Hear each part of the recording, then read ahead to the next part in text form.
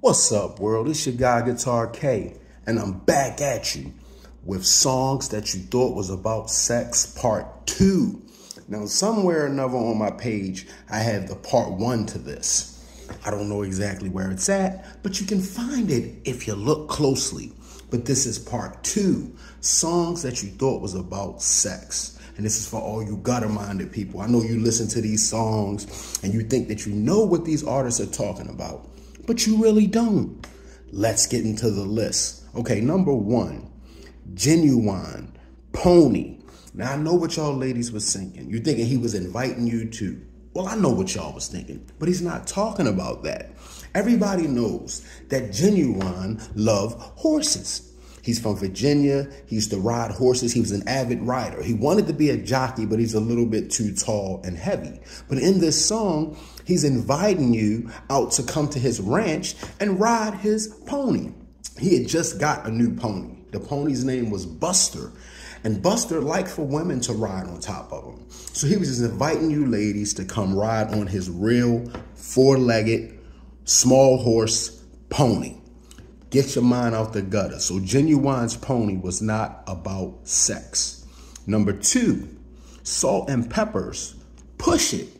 Now, I know what y'all think, and I know how it sounds. You know, push it real good. But what they was talking about back in the day, before all these electric lawnmowers and riding lawnmowers, we used to have these lawnmowers that were like metal.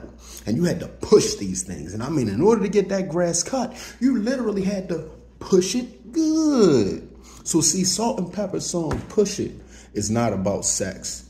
It is about mowing lawns, cutting grass. You know, lawn care is important. Landscaping is important. You got to keep that grass manicured if you don't want the state to send you a fine. And that's what Salt-N-Pepa was talking about. Because see, they used to always get fined because their grass was too tall. They got tired of that.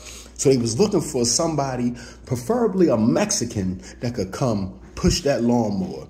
But not only push it, they wanted them to push it real good. That's what that was about. Number 3, Trey Songz song, I Bet the Neighbors Know My Name. And I know how the lyrics sound. It sounds like he's talking about, you know, he's hitting it real good. Therefore, she's screaming out his name. Therefore, the neighbors would know his name. But that's not what he was talking about. See, Trey Songz was a pillar of his community. Everybody knew his name because he was always doing good in the community. You know, he was like a big brother figure to all the little guys. He was like a mentor to all the older gentlemen. And everybody knew his name. You know, whenever something came up in the hood, be it a problem, be it something needed solving, they would go get Trey Songz. And they all knew Trey Songz. That's the name. So much so that, you know, like, you know how people do graffiti of things that's popping in the neighborhood. Because he was also like a graffiti artist. So he would go around, he would spray paint his name everywhere, you know, on the subways, on the side of the buildings. And he also liked to watch that show Cheers. You know, sometimes you want to go where somebody knows your name. That's what Trey Songz was talking about. So again, get your minds out the gutter. Trey Songz song, I Bet the Neighbors Know My Name, was not about sex. Y'all dirty. But look, we're going to keep the list moving. Number 4, Beyonce's Drunk in Love. Now, I know how it sounds. It sounds like she's talking about sex. Again, that's not what it's about. See, Beyonce was really an alcoholic on cheap liquor. So this song, she's really talking about how she loves being drunk. I mean, listen to that one line. I can't keep my eyes off that natty daddy, baby, I want you. Nah, nah, yes. You know, when you drink, especially cheap alcohol, it makes you want to fight everybody. That's why Jay-Z came on there with his verse, and he was like, you know, on any night I fight, beat the box up like Mike. You know, we fighting all over the house, girl. We just messed up a brand new couch, girl. Y'all need to get your minds out the gutter. One more fun fact about that song. See, Beyonce liked to make surfboards out of wood. So that's why she like, you know, I fill a tub up halfway and get the grinding on that surfboard and surfboard, graining on that wood, graining on that. See, she was smoothing out the surfboard.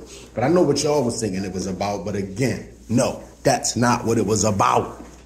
The last and final song that y'all thought was about sex. Now we're going to say rest in peace to the late, great Aaliyah. We're talking about Rock the Boat. Rock the Boat was not about sex. I know how it sounds, you know, rock the boat, change positions, work the middle and all of that. But no, I'm pretty sure, well, a lot of people might not be familiar with Olympic rowing teams. But on Olympic rowing teams, you have a guy that sits in the front of the boat and he calls out instructions for the rowers. That's what this song was about. You know, the row captain, if that's what you want to call him, he was telling everybody, you know, rock the boat. Let's get it going. We're trying to win a gold medal here. And when, you know, you hit certain rapids and certain waves, you got to change positions. You got to roll over here. You got to roll over there. You know, you got to work the middle. You know, he was saying, work it for me.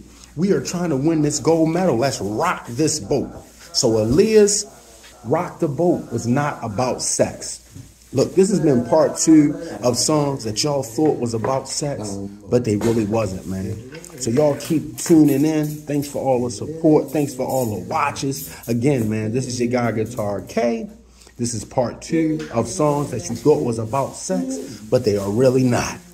Be more shit.